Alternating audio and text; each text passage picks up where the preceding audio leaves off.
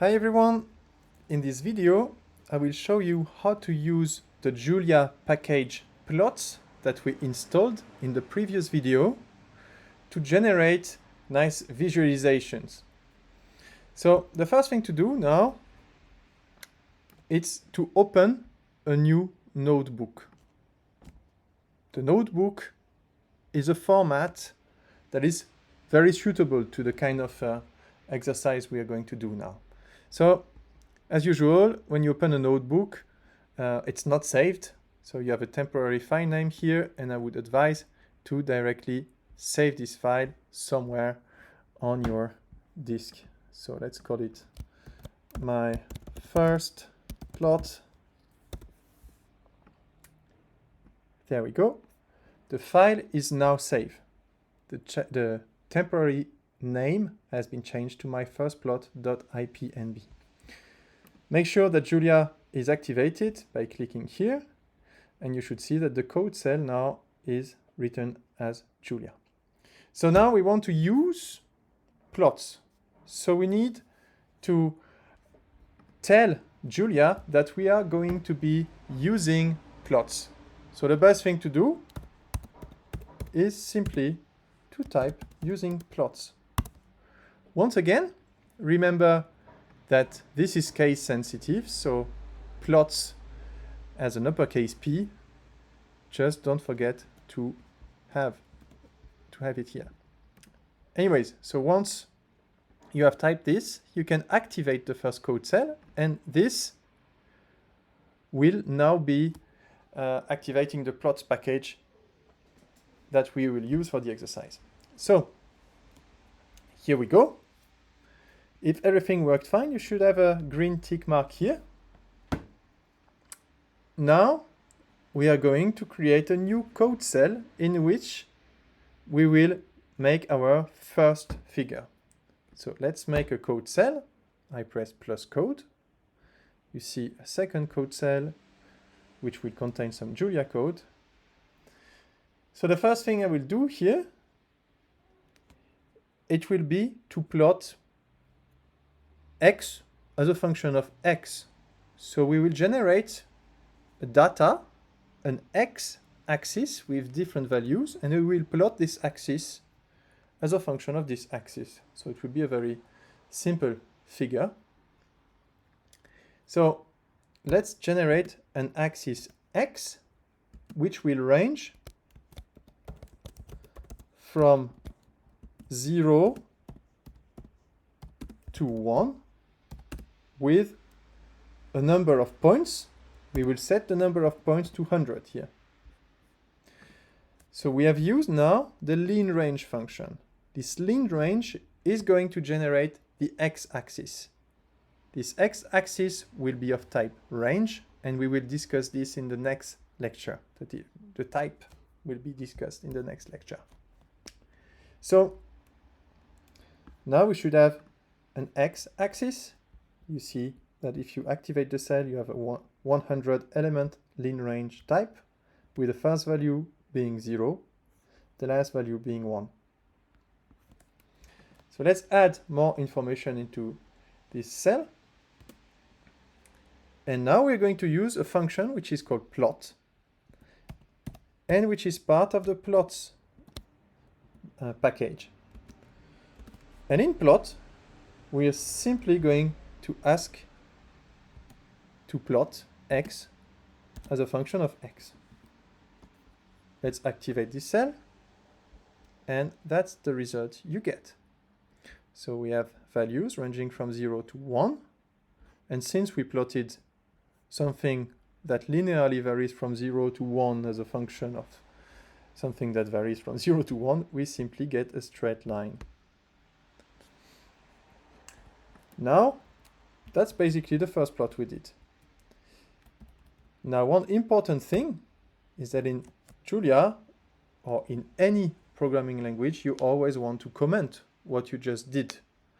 So you can enter some code just after the hash symbol, or you can enter some text after the hash symbol, and this will be a comment. What is a comment? It's basically a line of code that will not be interpreted or compiled when running the code. So it's just for you. It's an indication for you. It's very important to document your code. So you can put some comments here. Here, I make my first figure. So I'm being very explicit here. You don't need to write so much, but it's very useful to put comments. You can also comment this line. This is the x-axis, for example.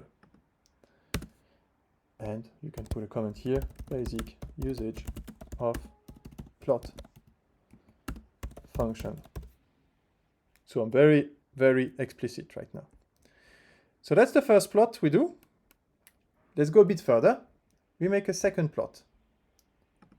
So I created a new code cell, and on this second plot, we will now plot 2 lines. So I will create a function. Now, instead of plotting only x as a function of x, we will plot a function, let's call it f1, and this function will be 2 times x. So here we will have 2 times x, but here x is in fact a linear range, and when we want, so this range contains 100 elements, and if you want to compute a function which will be also 100 elements as a function of this range, we need to put a point here. This will be explained in the lecture. It's called broadcasting. So f1 is the new function we will plot. So let's plot x as a function of x, as we did before. And now, let's plot the second function. So we will plot our function f1 as a function of x. In order to plot a line on top of something which has already been plotted, you need to put an exclamation mark here. If you do this, you will have 2 lines on the same plot. Okay? So we plot x as a function of x and f1 as a function of x. And this has to be plotted on top of it, such that you see the 2 lines.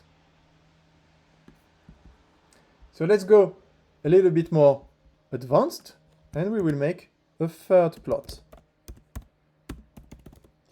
Now we will make a second function called f2, and this function will be a quadratic function. So we will make x square.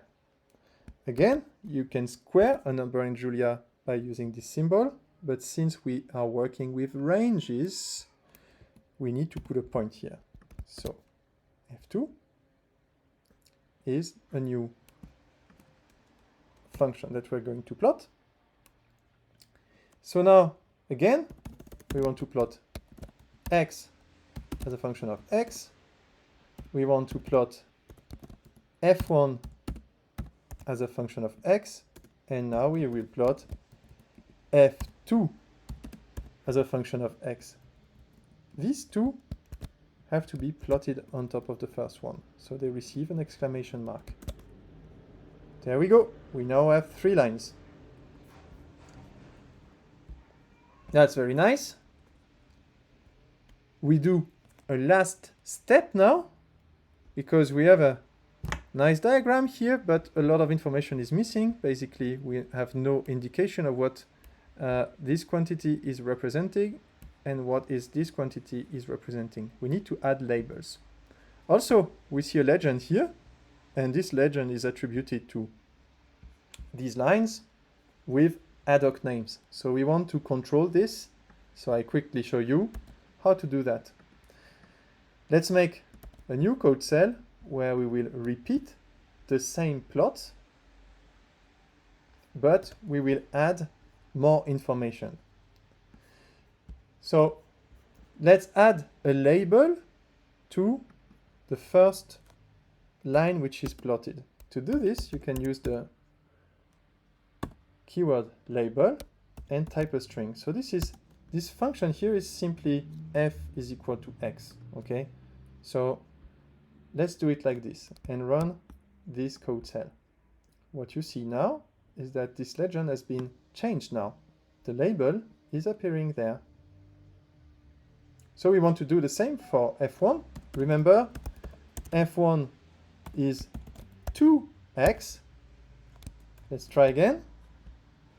Now you get 2x. And f2 is x squared. Let's add this. X2, x squared. Cool. What is missing now are labels on the axis. And you clearly want to state that the label of the x-axis is simply x,